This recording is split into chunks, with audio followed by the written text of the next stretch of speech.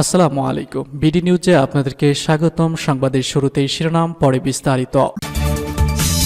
দখলদার ইসরায়েলি বাহিনী এবং ইরান পুরোদমে যুদ্ধ চলছে, জানিয়ে দিব হাতে থাকার সর্বশেষ আপডেট আন্তর্জাতিক সংবাদ। প্রথমেই সংবাদ শিরোনাম, ইউক্রেন রাশিয়ার যুদ্ধ বন্ধে বিশেষ দূত নিয়োগ দিচ্ছে ট্রাম্প। এদিকে গাজার যোদ্ধাদের শাস্তি দিতে ফিলিস্তিনদের আরও ভূমি দখলের প্রস্তাব। সর্বশেষ জানিয়ে দিব বাইডেনকে যুদ্ধ অপরাধী ঘোষণা মার্কিন সংস্থার। শুনছিলেন সংবাদ শিরোনাম, এখন বিস্তারিত। তার আগে অনুরোধ থাকবে, ভিডিওতে একটি লাইক দিন এবং কমেন্টস করে জানিয়ে দিন কোন জেলা থেকে বা কোথা থেকে আমাদের সঙ্গে যুক্ত রয়েছেন। ইউক্রেন রাশিয়ার যুদ্ধ বন্ধে বিশেষ দূত নিয়োগ দিচ্ছেন ট্রাম্প।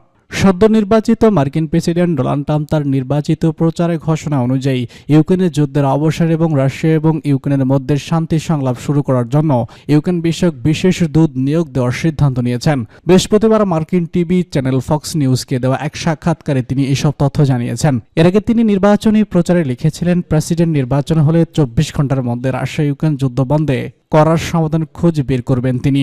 এই সাক্ষাৎকারে ট্রাম্প বলেছেন, আপনারা শীঘ্রই ইউক্রেন বিষয়ক একজন জ্যেষ্ঠ বিশেষ দূতকে দেখতে পাবেন, এমন একজন যার উপর আমরা আস্থা রাখতে পারি।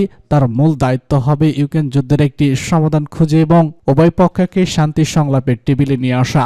গত সপ্তাহে যুক্তরাষ্ট্রের প্রেসিডেন্ট নির্বাচন হয়েছে। সেই নির্বাচনে উল্লেখযোগ্য ব্যবধানে প্রতিদ্বন্দ্বী ডেমোক্রেট পার্টি এবং ভাইস প্রেসিডেন্ট কমলা হ্যারিসকে পরাজিত করে জয়ী অর্জন করেছে ট্রাম্প। তিনি 2017 সাল থেকে 2021 সাল পর্যন্ত দেশটির প্রেসিডেন্ট ছিলেন। 2025 সালের 20 জানুয়ারি আনুষ্ঠানিকভাবে প্রেসিডেন্টের দায়িত্ব নেবেন ট্রাম্প। তবে নির্বাচনে জয়ী নিশ্চিত হওয়ার পর থেকে তার নেতৃত্বাধীন নতুন প্রশাসনের বিভিন্ন পদ ও দায়িত্বধারা যারা থাকবেন তাদের নাম ঘোষণা করেছেন তিনি। এর মধ্যে মধ্যপ্রাচ্য বিষয়ক বিশেষ দূতের নামও প্রকাশ করেছেন ট্রাম্প। তবে নতুন মার্কিন প্রশাসনে কে এই ইউক্রেন বিষয়ক বিশেষ দূত হতে যাচ্ছেন, ফক্স নিউজের সাক্ষাৎকারে সে সম্পর্কিত কোনো ইঙ্গিত দেননি ডোনাল্ড ট্রাম্প। ক্রিমিয়া উপদ্বীপকে রুশ ভূখণ্ড হিসেবে স্বীকৃতি দান করা এবং যুক্তরাষ্ট্রের নেতৃত্বাধীন সামরিক জোট ন্যাটোর সদস্য পদের জন্য তদবিরের জেরে কয়েক বছর টানাপোড়েনের পর গত 2022 সালের 20 ফেব্রুয়ারি ইউক্রেনে সামরিক অভিযান শুরু করে রুশ বাহিনী, যা এখনো চলছে। প্রেসিডেন্ট পুতিন নিজে এই অভিযানের নির্দেশ দিয়েছিলেন। এই অভিযানে গত প্রায় 3 বছর উভয় পক্ষের হাজার হাজার বেসামরিক এবং সামরিক মানুষ নিহত হয়েছেন। 2023 সালের মস্কো একাধিকবার ইঙ্গিত দিয়েছে যে কিয়েভ শান্তি সংলাপে আসলে ইউক্রেনের সামরিক অভিযান বন্ধ করে দিবে রুশ বাহিনী, কিন্তু ইউক্রেনের প্রেসিডেন্ট ভলোদিমির জেলেনস্কি পরিষ্কার জানিয়ে দিয়েছিলেন যে পুতিনের নেতৃত্বাধীন প্রশাসনের সঙ্গে কোনো সংলাপে যাবে না কিয়েভ। এই মর্মে প্রেসিডিয়াল সিকিউরিটিও জারি করেছিলেন তিনি। এদিকে ইউক্রেনে যখন অভিযান শুরু করে রুশ বাহিনী, সেই সময় যুক্তরাষ্ট্রের প্রেসিডেন্ট ছিলেন ডেমোক্রেট পার্টির নেতা জো বাইডেন। রাশিয়া ইউক্রেন যুদ্ধ সমাধানের পর বাইডেন প্রশাসন দ্ব্যর্থহীনভাবে ইউক্রেনের সমর্থনে দাঁড়িয়ে যায় এবং রাশিয়ার বিরুদ্ধে শত শত নিষেধাজ্ঞা জারির পাশাপাশি ইউক্রেনে কোটি কোটি ডলার সহায়তা প্রদান করে থাকে। গত প্রায় 3 বছরে হাজার হাজার কোটি ডলার ইউক্রেনকে সহায়তা দিয়েছে ওয়াশিংটন। তবে ডোনাল্ড ট্রাম্প শুরু থেকে এই যুদ্ধে ওয়াশিংটনের অর্থ সহায়তা নিয়ে কঠোর সমালোচনা করে আসছেন। সেই সঙ্গে একাধিকবার তিনি বলেছেন যে তিনি প্রেসিডেন্ট হলে 2024-এর মধ্যে এই যুদ্ধ থামিয়ে দিবেন। ফক্স নিউজকে ট্রাম্প জানান, গত সপ্তাহে জেলেনস্কির সঙ্গে ফোনে কথা বলেছেন তিনি। শীঘ্রই রাশিয়ার প্রেসিডেন্ট ভ্লাদিমির সঙ্গে একটি বিস্তারিত বৈঠকের ইচ্ছাও রয়েছে তার। গাজার যোদ্ধাদের শাস্তি দিতে ফিলিস্তিনিদের আবারও ভূমি দখলের প্রস্তাব। ইসরায়েলের বন্দোবস্ত মন্ত্রী ওয়েস্ট ফিলিস্তিনের আবারও ভূমি দখলের প্রস্তাব দিয়েছেন। তার সরকারকে তিনি এই পরামর্শ দেন। বৃহস্পতিবার আল জাজিরার প্রতিবেদনে বলা হয়, ইসরায়েলের ইয়থিও হারনথ পত্রিকাকে দেওয়া এক সাক্ষাৎকারে রিট বিষয় বলেছেন। তিনি জানান, তিনি সরকারকে গাজা আবারও ভূমি দখল করতে পরামর্শ দিয়েছেন, যাতে হামাস বুঝতে পারে তারা শাস্তি পাচ্ছে।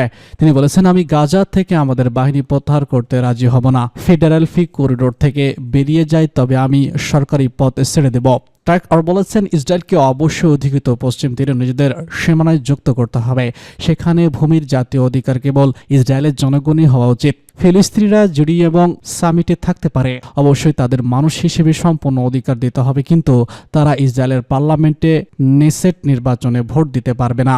ট্রাক ইসরায়েল ফিলিস্তিন বিরোধ নিষ্পত্তিতে দ্বিরাষ্ট্র সমাধান প্রত্যাখ্যান করে বলেছেন, এটি কোনো সমাধান নয়, এটি প্রস্তাব একটি বিপর্যয়। এদিকে গাজার পাশাপাশি দক্ষিণ লিবাননের দ্বিতীয় ধাপে স্থল অভিযান শুরু করেছে ইসরায়েলি বাহিনী। এর অংশ হিসেবে দেশটির আরও অভ্যন্তরে ঢোকার চেষ্টা করে সেনারা। এ সময় হিজবুল্লাহর প্রবল প্রতিরোধের মুখে পড়তে হয় তাদের। ভয়ঙ্কর সম্মুখ যুদ্ধে নিহত হয় 6,000 সেনা। স্থানীয় সময় বুধবার ইসরায়েলের প্রতিরক্ষা বাহিনী আইডিএফ এক বিবৃতিতে বিষয়টি স্বীকার করেছে। তারা বলেছে, হিজবুল্লাহর সাথে সংঘর্ষে 6 ইসরায়েলি সেনা নিহত হয়েছে। আন্তঃঘেঁষা এলাকায় তীব্র সংঘর্ষের মধ্যে ইসরায়েলি সেনারা দক্ষিণ লেবাননের আরও অভ্যন্তরের গ্রামগুলোতে প্রবেশের চেষ্টা করলে এই ঘটনা ঘটে। বিবৃতিতে আরও বলা হয়েছে, সেপ্টেম্বরের শেষের দিকে হিজবুল্লাহর বিরুদ্ধে শুরু হওয়া যুদ্ধে এমন প্রতিরোধের মুখে তাদের কমই পড়তে হয়েছে, তবে এতে তারা থামছে না। সীমান্তের ওপারের গ্রামগুলোতে দ্বিতীয় ধাপের অভিযান চলছে। তারা দক্ষিণ লিবাননে তাদের স্থল অভিযান আরও সম্প্রসারিত করেছে। বাইডেনকে যুদ্ধ অপরাধী ঘোষণা মার্কিন সংস্থার। মার্কিন প্রেসিডেন্ট জো বাইডেনকে যুদ্ধ অপরাধী ঘোষণা করেছে যুক্তরাষ্ট্রের সবথেকে বড় মুসলিম নাগরিক অধিকার সংস্থা council on American Islamic operation. গণমাধ্যমের প্রতিবেদন থেকে জানা গেছে, ফিলিস্তিনের অবরুদ্ধ গাজা উপত্যকায় জরুরি ভিত্তিতে মানবিক সহায়তার প্রবেশ অধিকার বাড়ানোর জন্য গত মাসে ইসরায়েলকে 30 দিনের সময় বেঁধে দিয়েছে যুক্তরাষ্ট্র। অন্যথায় সামরিক সহায়তার কাটছাঁট করা হবে বলে জানায় ওয়াশিংটন, কিন্তু মার্কিন প্রেসিডেন্ট জো বাইডেন তার সেই কথা রাখেননি। মার্কিন নির্দেশিত সময়সীমা ইসরায়েল পূরণ করতে ব্যর্থ হওয়া সত্ত্বেও দেশটিতে অস্ত্র সরবরাহ চালিয়ে যাওয়ার সিদ্ধান্তের জন্য প্রেসিডেন্ট জো বাইডেনকে বুধবার অপরাধী ঘোষণা করেছে সিএনআইআর। সংস্থাটি জো বাইডেনকে উদ্দেশ্য করে কঠোর ভাষায় একটি বিবৃতিতে বলেছে, যুক্তরাষ্ট্র আন্তর্জাতিক আইন লঙ্ঘন করে যুদ্ধ অপরাধের অর্থায়ন আপনাকে যুদ্ধ অপরাধী করে তোলে। বিবৃতিতে আরও বলা হয়, গাজায় ভয়াবহ ক্ষুধা বন্ধ করার জন্য ইসরায়েলি প্রধানমন্ত্রী বেনিয়ামিন নেতানিয়াহুকে 30 দিনের যে সময় বেঁধে দেওয়া হয়েছিল তা লঙ্ঘন করার পরও প্রেসিডেন্ট বাইডেনের ইসরায়েলি সরকারকে বেআইনিভাবে প্রাণঘাতী অস্ত্র সরবরাহ চালিয়ে যাওয়ার সিদ্ধান্তের আমরা তীব্র নিন্দা জানাই। গত 13 অক্টোবর মার্কিন পররাষ্ট্রমন্ত্রী অ্যান্টনি ব্লিংকেন ও প্রতিরক্ষামন্ত্রী লয়েস অস্টিন ইসরায়েল সরকারের কাছে পাঠানো একটি চিঠিতে 30 দিনের মধ্যে গাজার মানবিক অবস্থার উন্নতি করার আহ্বান জানান, অন্যথায় পরিণতির মুখোমুখি হতে হবে বলে হুঁশিয়ারি দেন তারা। চিঠিতে যুক্তরাষ্ট্র সুনির্দিষ্ট কিছু দাবি জানায়, যার মধ্যে ছিল গাজার প্রতিদিন অন্যতম 350টি মানবিক সহায়তা ট্রাকের প্রবেশাধিকার ও ফিলিস্তিনি শরণার্থীদের জন্য জাতিসংঘ সংস্থার উপর থেকে নিষেধাজ্ঞা প্রত্যাহার। গাজার মানবিক সংকট মোকাবেলার ব্যবস্থা বাস্তবায়নে ইসরায়েলের ব্যর্থতা সত্ত্বেও মার্কিন পররাষ্ট্র দপ্তর মঙ্গলবার বলেছে, এ ব্যাপারে ঘোষণা দেওয়ার মতো যুক্তরাষ্ট্রের নীতিগত কোনো পরিবর্তন নেই। পররাষ্ট্র দপ্তর জানায়, আমরা এ সময় ইসরায়েল মার্কিন আইন লঙ্ঘন করেছে এবং কিছু মূল্যায়ন করিনি। এনএরএফএক্সএমএস আন্তর্জাতিক আইটিটি মানবিক সংস্থা গত মঙ্গলবার এক প্রতিবেদনে বলেছে, ইসরায়েল কেবল মানবাধিকারের মানবিক মানদণ্ড পূরণ করতে ব্যর্থই হয়নি, বরং একই সাথে এমন পদক্ষেপ নিয়েছে যা গাজার মানবিক সংকটকে আরও খারাপের দিকে নিয়ে গেছে। জাতিসংঘ জানিয়েছে, উত্তর গাজায় ইসরায়েলি বাধার কোনো ধরনের খাদ্য সহায়তা বিতরণ করা হয়নি এবং সেখানে 4 লাখ ফিলিস্তিনিদের বেঁচে থাকার জন্য প্রয়োজনীয় সহায়তা ও অন্যান্য সরঞ্জাম শেষ হয়ে গেছে। টানা 1 বছরেরও বেশি সময় ধরে গাজাকে অবরুদ্ধ করে রেখেছে অব্যাহতভাবে হামলা চালিয়ে যাচ্ছে ইসরায়েল। ইসরায়েলি হামলায় এই উপত্যকায় ইতিমধ্যে 43,000-এর বেশি ফিলিস্তিনি নিহত হয়েছেন। এছাড়া আহত হয়েছেন 1 লাখেরও বেশি। ইসরায়েলি সামরিক বাহিনী গাজা হামাসের মধ্যে আগ্রাসন অব্যাহত রাখতে মার্কিন সরবরাহকৃত বিমান গাইডেড বোমা ক্ষেপণাস্ত্র ও শেলগুলোর উপর নির্ভরশীল।